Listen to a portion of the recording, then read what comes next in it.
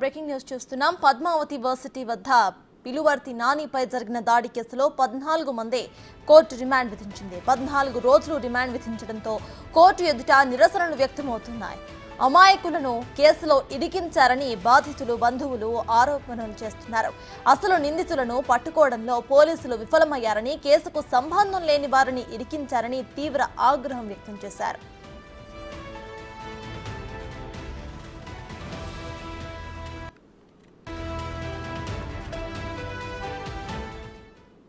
Present అక్కడ situation పై పూర్తి details ను మా ప్రతినిధి దామోదర్ లైవ్ లో అందించడానికి సిద్ధంగా ఉన్నారు. దామోదర్, చెప్పండి, ప్రెసెంట్ అక్కడ సిచ్యువేషన్ ఎలా ఉంది?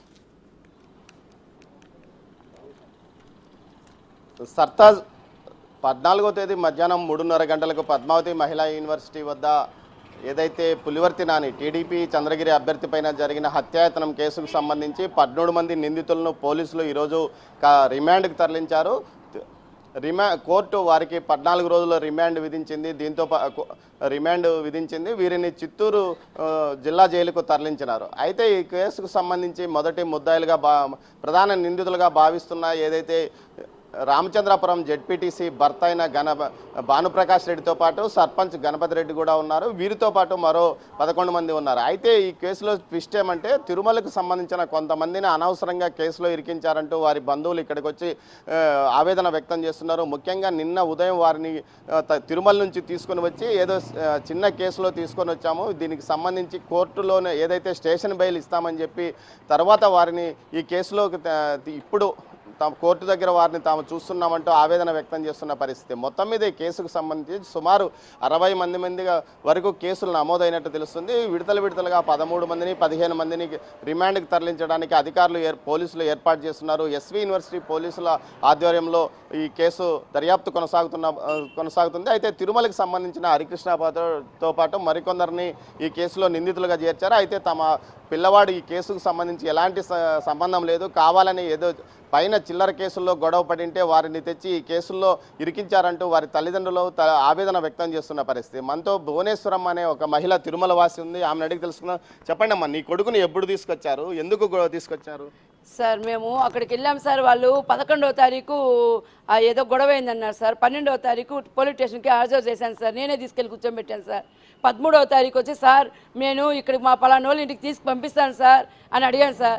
మా కొడుకు వెళ్ళి ఆ సార్తో పోయి చెప్పాడు సార్ నేను వెళ్తాను సార్, ఎలక్షన్ సార్, ఇక్కడ గొడవలంతా మా మీదకి ఏమన్నా వస్తుంది సార్, నేను మా పిన్ని వాళ్ళ ఇంటికి వెళ్తాను సార్ అంటే సార్ వెళ్ళి రాబో 2 రోజుల్లో వచ్చాయని చెప్పినారు సార్. ఆ రోజు వెళ్ళాడు సార్ మా కొడుకు. 13వ తారీఖు ఇక్కడి నుంచి వెళ్ళాడు సార్. 14వ తారీఖు అక్కడ ఊర్లో ఉండి వాళ్ళతో అంతా ఆడుకుంటా పాడుకుంటా వాళ్ళతో ఉండి 14వ తారీఖు వేరే వాళ్ళు చెప్పారు సార్ నువ్వు ఇక్కడికి వచ్చి సంతకం పెట్టాలంట, నువ్వు రమ్మని చెప్పారు అన్నారు సార్. వాడు 14వ తారీఖు రాలేకపోయాడు సార్. 15వ తారీఖు పొద్దున 5 గంటలకు ఇంటికాడికి వచ్చాడు సార్. త్రూ బస్ ఎక్కొచ్చారు సార్. టికెట్ దారిపోయేసాం సార్. త్రూ బస్ ఎక్కొచ్చి పొద్దున వచ్చే కొద్దికి నేను తీసుకొచ్చి స్టేషన్లో నాన్న సార్ పిలిచాడు, పోయి ఏమని అడిగి కనుక్కో అంటే వాడు స్నానం చేసుకుని ఇంటికి అక్కడికి వెళ్ళాడు సార్. వెళతానే వాడి మీద ఏదేదో కేసులు పెట్టి వాడిని తీసుకొచ్చి దింపేశారు. నా కంటికే కనిపించలేదు సార్ మా పిల్లోడు. ఇక్కడ చూస్తే ఇక్కడ కోర్టులోకి వచ్చి కేసు పెట్టి పంపించేశారు సార్. ఏదో వాళ్ళ గొడవ అనేసి తీసుకొచ్చి పెట్టేశారు సార్. దాంట్లో నా కొడుకు ఇన్వాల్వే లేదు సార్. అసలు ఏం పేరు నీ కొడుకు? నా పేరు హరికృష్ణ. నా కొడుకు పేరు హరికృష్ణ సార్. కోర్టులో ఉంటాడు సార్. మందు కేసులు 3 సెలక్షన్ అయ్యి వాడు జాబ్లో చేరుకున్నాడు సార్. ఆ పిల్లోడికి చెయ్యి కూడా బాగలేదు సార్. ఆయన చెయ్యిలో ఆపరేషన్ చేస్తే రెస్ట్ తీసుకోవాలని నేను ఆపరేషన్ చేయకనే పనికి పంపిస్తున్నాను సార్. అబ్బాయికి వెనకాల పక్కన ఎమికి పెరిగిపోయింది సార్. అబ్బాయి ఏ పనికి వెళ్ళడు సార్. నేను వచ్చి మంగళం కరకంబాడి సార్ మాది. నేను తిరుమలలో టిఫిన్ వ్యాపారం చేసుకుంటా సార్ కమిషన్ తీసుకొని. నా కొడుకు లడ్డుపోట్లో ఉంటాడు సార్. అంతే సార్, మాది వేరే ఏమీ లేదు సార్. అక్కడ నువ్వెవరి కోసం వచ్చావు సార్? మా పిల్లోడి పేరు కోటి సార్. మా భర్తకి మా మర్దికి అనవసరంగా ఎత్తుకొని వచ్చినారు సార్. అది దేని వల్ల ఎత్తుకొచ్చినట్టు కూడా తెలియదు సార్. ఈ మరిగా కొంచెం కంప్లైంట్ ఇవ్వాలి, కొంచెం రాయాలి అనేసి తోసుకొని వచ్చినారు. మేము కొండపైన బేల్దార్ పని చేసుకుని కూలి పని చేసుకుంటే బతికే వాళ్ళం. మా సంతూరు కరకంపడి ఫ్లాట్లో సార్ ఉంటుంది, 3వ లైన్ సైకిల్ షాప్ కాడ. కొండపైన మేము కొండ పైన మేము కూలి పనికి పోతున్నాం.